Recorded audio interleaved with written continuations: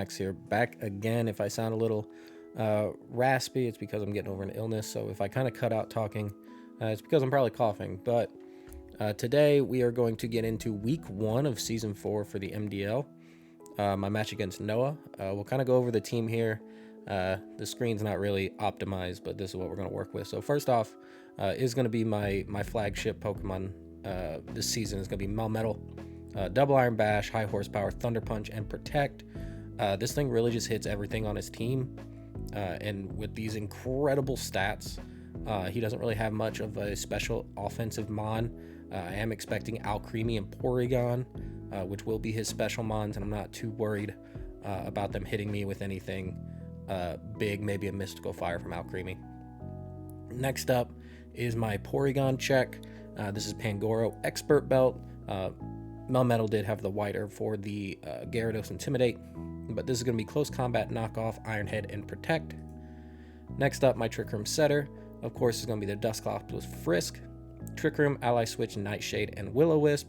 Super physically defensive, mostly for the T-Tar. Next up is my Electivire. This thing's actually gets decent calcs.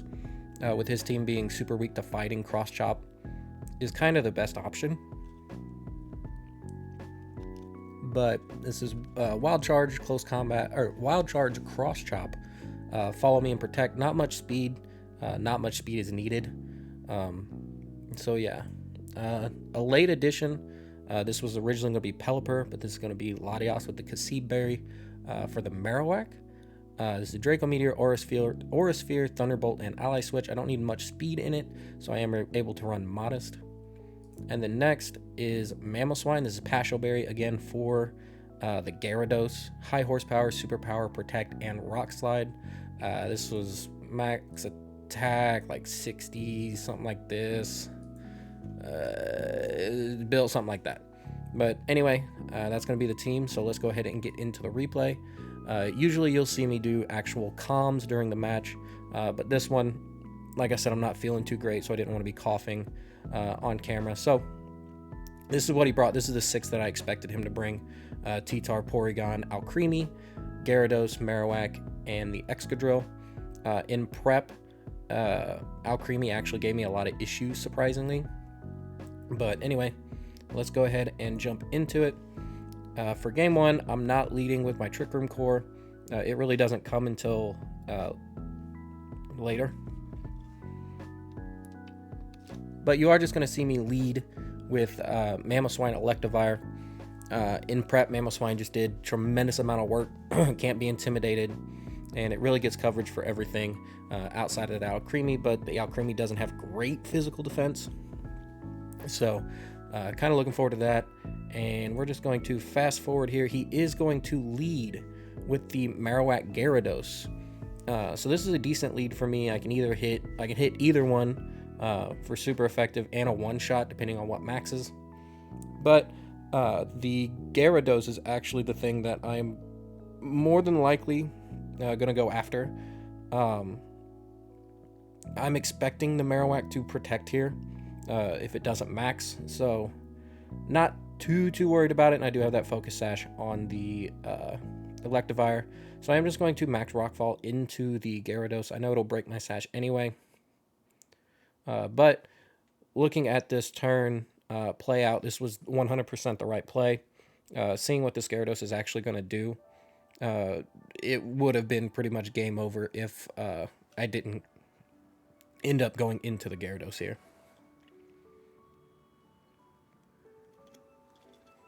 Going forward, I probably will just explain my thought process and then let you guys watch just so I can catch my breath myself. So the Rockfall does end up just one-shotting the Gyarados after it set a Dragon Dance. So this was super key. And then here we are going to see Low Kick, actually, from the Marowak. So decent tech there, but I'm surprised because I probably would have went down to Flare Blitz or anything else. Granted, you don't want to take recoil off that. So here, knowing that the Gyarados went down, I am free to kind of just rock off whatever move I want to into that slot. Not really any ground switch-ins left. And I'm debating actually attacking into the Excadrill. But my late game is to just kind of let the Excadrill kind of go, because as soon as the sand goes away, Latios is able to come in and just kind of clean up. So here I am just going to follow me to take the hit away from the Excadrill.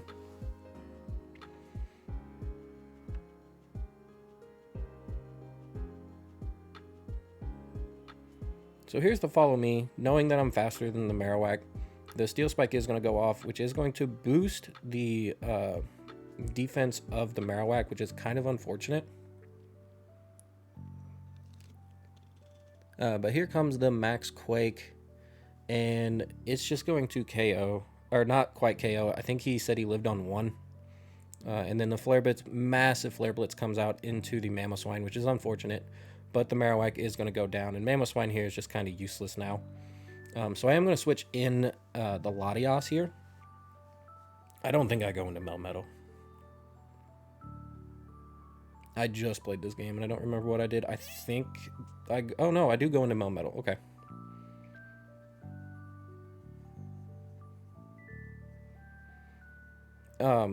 This is interesting. I probably should have went into the...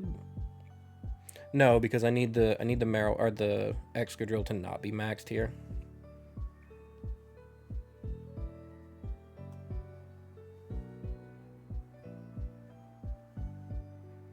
So of course the Quake is going to go off into the Melmetal, which I still live, which is great. Melmetal's defenses are absolutely insane. And I do get the max knuckle off. Even burned, it does about a little more than 50%.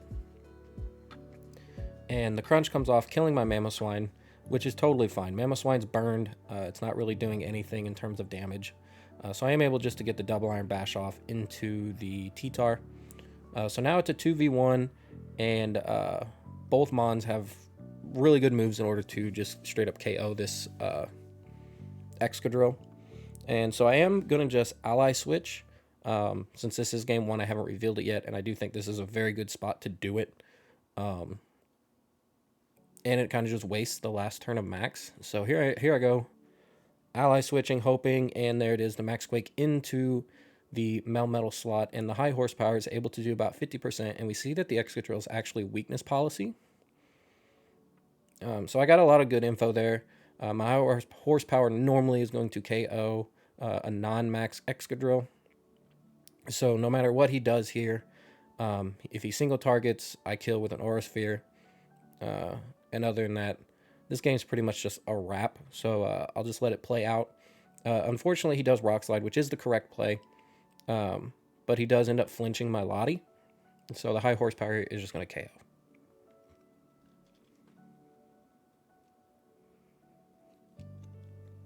So there is game 1. It was very close.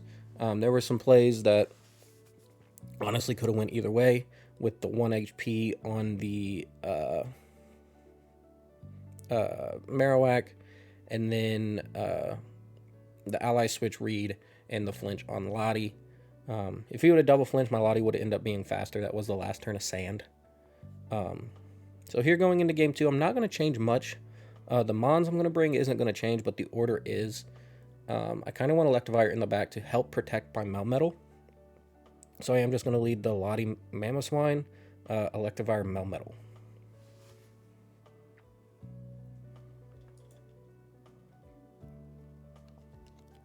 And here he kind of changes his lead into the Marowak and Excadrill. Now, normally in prep, I was always going to Rockfall the Marowak, and after looking back at this game, that's what I wish I would have done. But instead, I just figured this would be a good opportunity for me to just fire off some Max Wyrmwinds. Since what he's brought in game 1 is all physically offensive. So dropping the attack stat of this Excadrill is going to make it kind of useless. And I did honestly forget it was weakness policy because I wasn't really paying attention in game 1. I just seen that it did 50%, and then I knew I was going to kill on the next turn. But here I am going to just max the Lottie and fire off a Wyrmwind into the Gyarados slot. He is going to max his Excadrill here. which I think is a good play. Maybe expecting me to rock fall. Granted, I kind of made the wrong play. I should have just rock slid anyway. But here's the max Wormwind going off into the Gyarados. And then I do end up high horsepowering, so nothing's going to happen there. And then because I do have so much HP in my Mammo, I am actually able to live that. That is one calc I really wanted to make sure I hit correctly. So here, knowing that you're probably not going to Quake, I am just switching in the Electivire. I thought about Max Lightning the Gyarados, but that's kind of useless. I might as well just drop the attack stat of this Excadrill even more. So this is going to be my play. This was my plan. So kind of have to stick to it. So here is the Wormwind. Gyarados does go down. This does kind of confirm that there is no Alcremie in the back. And we do just see the Steel Spike coming out, which is what I expected. Steel Spiking into me is actually a really good play because I do have so much physical offense. But out now comes the Marowak. And this was kind of an obvious play, but I didn't have anything else really to do. So I am just going to Wormwind. He is protecting the Marowak, which is kind of unfortunate. But that's really not my plan anyway.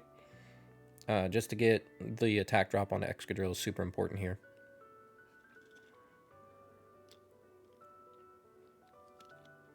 And now he does just Quake into the Electivire, which is what I expected. But protecting there and dropping the attack stat even farther, my Excadrill or my Electivire is able to live that very easily. Even outside of a protect, I can live that, which is fantastic. So here, this is where I kind of make a misplay. I should have just fired off both fighting moves into the Excadrill. But I couldn't really risk a Poltegeist going into Latias. So here, the high horsepower, Electivire is able to live, which is huge. And I do get the Draco off, which is not the right play. I should have just, again, fired both fighting moves into the Excadrill. Cross Chop, no crit there. If I were to crit, it would have just KO'd. But he does get the weakness policy off, which is incredibly unfortunate. Electivire is able to live through the sand. And here I have to make a risky play. So I'm not attacking. I end up going back and just double switching. And I have to kind of play my switches correctly because I am expecting the high horsepower into the Electivire slot.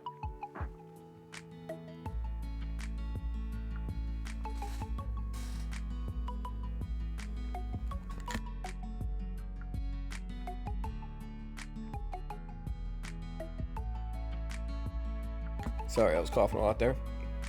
So I am just double switching here. The Melmetal will probably take a crunch.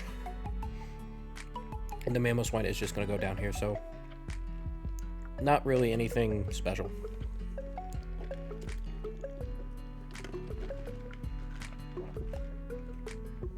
The crunch crit there is kind of unfortunate. I don't know if that actually mattered or anything. But here, I am just going to do this, which is maybe the wrong play. I'm not really for sure if I should have just fired off double attacks into the Excadrill, knowing that a crunch will probably come out into the Lottie and I can live it with my berry. But this was kind of the best play I had. So the T-Tar does protect here, which is why I probably shouldn't have made the play I did. If anything, I should have just ally switched and then attacked. But here, the Excadrill actually lives on 1, which is super, super unfortunate. And this is where the game kind of goes downhill for me. Because now Melmetal is going to die. If it gets hit by anything. I'm also expecting the crunch to even kill a Melmetal, which is why I don't ally switch here. And maybe an ally switch here was the correct play, but I'm not really for sure. Also, I am wrong. I'm not Dark Berry, I'm Ghost Berry. So I protect the Melmetal here. Probably should have ally switched because he's not really calling it. And then the Aura Sphere comes out. I do have to get the Excadrill off the field. And the Crunch here is just going to KO. Last minute switch on the Lottie. I was Dark Berry, but realized that I kind of needed something to KO the Marowak. So as you can see, there's really no way out here. Melmetal is just incredibly slow, and the Electivire doesn't have anything to hit the Marowak. So I already know I'm going to kind of lose this one, but this is kind of just the play that I had to make.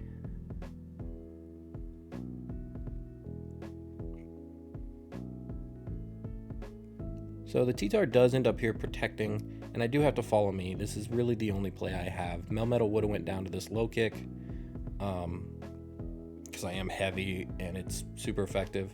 But I can't even KO the Marowak, which doesn't end up mattering. It does hurt my differential a little bit, but whatever. All I really care about is a win. I don't really care about differential.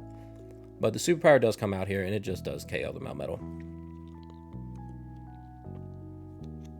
So we're tied up now 1-1. Super good set. Neutral differential, just 0-0. And I have to think here. There was a couple plays that could have went differently that would have changed the outcome of that second game. I did make some wrong plays, but I do end up just switching over to my Trick Room mode, which is just the Dusclops Electivire with the Melmetal and Pangoro. And unfortunately, Noah times out here, so he is going to just lead with his T-Tar Porygon with the Alcremie and Gyarados, which honestly is a big problem for me. I do have issues with the Alcremie, especially if it's able to set up. So it is unfortunate that I timed out, but honestly, I think that might have been the correct play, especially into what I was bringing, because he was able to kind of counter my Trick Room mode. But here we see the download, get the special attack drop or boost, and the sand comes up. Frisk, I do see the focus sash, so that is good info to have. I didn't know that prior. And here I am just going to trigger him and follow me. I thought about cross chopping into that slot, but if he were to max darkness, there is a chance that it could kill my Dusclops with a double up from like a Shadow Ball from the Porygon. So this was kind of the only play I had. I do debate it a lot because I'm thinking there's no way. He's already seen I have cross chop, but he does end up switching out, which is kind of unfortunate. I do kind of waste a turn on my Electivire, but here we do just see the tri attack. So he was targeting the Electivire anyway. It does really good damage, but here I do end up just setting the Trick Room, and this game is super long. We go back and forth. He resets my Trick Room. I have to play it now to where I need to figure out if this Alcremie has Mystical Fire or not, because if it does, my Melmetal is not a safe switch in. So we just kind of go back and forth here for a while. Just kind of, I think it more benefited me because I'm able to see how things are built EV wise. I do realize that the Porygon is probably max HP, max defense, after seeing how much damage this Cross Chop does. The Nightshade doesn't reveal much, but we do see the Acid Armor, which is super unfortunate for me, since the Melmetal is really my only option to KO this thing. So again, I'm just going to let this play. I'm probably going to go cough a little bit. But this just goes back and forth for a while. I'll come back once we actually get some relative gameplay.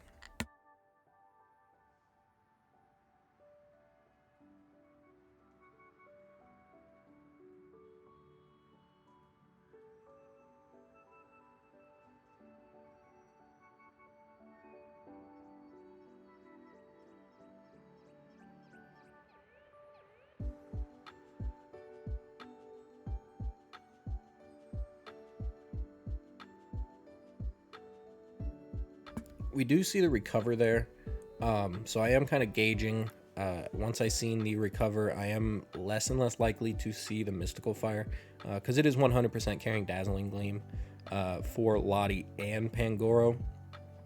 And if I ever land a crit with Cross Chop, the Porygon is just going to die. I'm probably going to fast forward this a little bit after I click my moves. I am just resetting Trick Room and then just cross chopping again. I think he just recovers and then acid armors again. So nothing important here. Now here I debate Will-O-Wisping the Alcremie to kind of just get some more damage off. I would like to switch in Pangoro, but I really can't. Just because of the Alcremie, but I am making a weird read here and switching out the Electivire into the Melmetal, knowing that you are probably going to either recover or reset my Trick Room. So here he does just end up resetting my Trick Room, so now I know that a double recover is coming off here. And this is really a position that I really wanted to be in. So here I am just going to Trick Room and just start going in with some Max Quakes. This was risky knowing that he timed out, so I do know that the Gyarados is in the back. And as soon as I realized that, I'm like, no, let's just let's just actually attack here. So I am just going to Double Iron Bash into the Porygon slot. You probably hear my dog walking in my room, but even with the Gyarados coming in, this Double Iron Bash, while it is resisted, is still going to do about 50%, which is insane. So I 100% know that the Alcremie is going to recover here. I wish I would have set Trick Room, but it's honestly not a huge deal, and I do end up just doing 50%. And the Nightshade does come off, which is good damage. It's keeping the Alcremie honest, to where it does kind of have to just kind of keep recovering. I could have not maxed here and just Double Iron Bashed again, but I couldn't risk the Max Quake from the Gyarados just in case. That is an option that he could have went for. So I do end up just maxing the Melmetal here, and seeing a move on the Gyarados that could actually have been super impactful if it was going to max. But we do see the Crunch come out, which does really good damage, and we do see the Dazzling Gleam. So now I know the whole set. It doesn't have Recover, or it doesn't have Protect, and it doesn't have Mystical Fire. So I'm very confident that I can kind of 1v1 this Alcremie. But there's the Max Lightning taking out the Gyarados, and I do just set the Trick Room here. This game has went incredibly long, so I am expecting him to play the timer, which is unfortunate.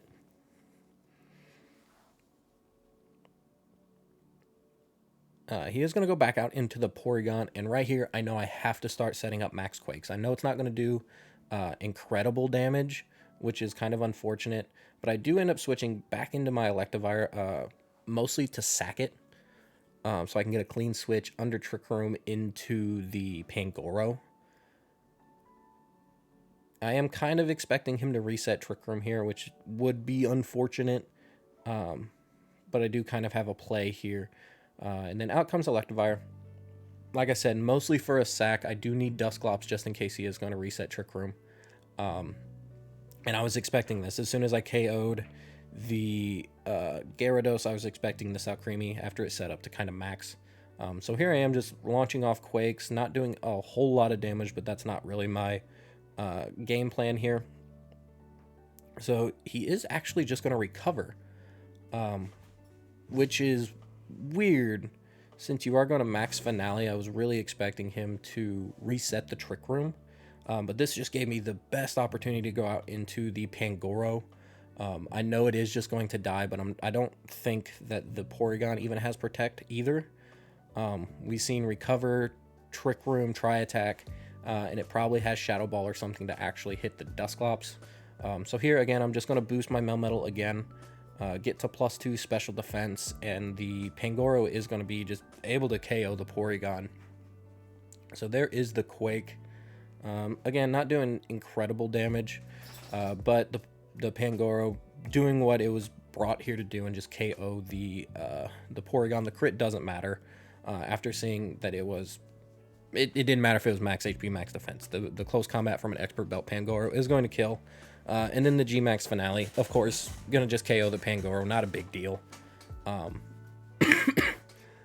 But here, I'm in a very good spot, knowing that I still do have 2 turns of Trick Room, and the sand is going to start chipping away at this Alcremie. I'm actually not too worried. So here I do check the Trick Room turns. There is 2 left, so I am going to finally reveal Ally Switch, and knowing that the T-Tar has to protect here. I am just going to put some damage off on the Alcremie. I need to get the Alcremie in a state where it has to recover while I'm attacking it, so that he doesn't lose to time, because all we see is the Dazzling Gleam. But there is the Protect from T-Tar, and I know right here, right now, that as long as I can get off enough damage and seeing that damage from the max, I know that I will be able to KO it, and that's not a whole lot of damage from the max finale, which is great. So Sandstorm does chip away a little bit, and the only way he can get back into this game is actually from a double Protect from the T-Tar, so I have to just hedge my bets. Go into Double Iron Bash into the T-Tar, which should KO it. And I thought about Will-O-Wisping here, but I need to, again, put this Alcremie into a range where it just has to recover every turn. And there's no reason for me to Ally Switch here. It was very useless. So there is that. And then the Double Iron Bash is just going to KO the T-Tar. And we are going to see the Dazzling Gleam come out here. And KO my Dusclops. And the crit on Melmetal actually put me into a rough spot. I was running calcs, and I'm doing about 50% to a +4 Alcremie. So we do see the timer there. My only play is to Double Iron Bash. He has to recover. If he doesn't, I guaranteed win this because he's not doing enough damage. Seeing the crit damage there, this is basically all he can do. He is at +1. So I know that he can't do enough damage to me. And this is just kind of the game we play. He is timing me out, which is 100% the correct play. I don't mind if that's your only win con, play to your win con. I don't mind being timed out. We do see the 2 minutes left, so this is ticking away very, very quickly. This gameplay is sped up, so he's going to go by really, really fast. But he does just end up recovering here. So the Double Iron Bash, see it, okay, doing good damage. It does more than 50%, which is huge. And then the Sand Chip breaks it down with the leftovers. So I'm doing about, I would say, 55-60. So I can outdo his recovery here, which is huge. And I am just under 50%. So with the Sand Chip and a Double Iron Bash, there's very little chance that he wins this off percentage. But this is kind of what he just has to do.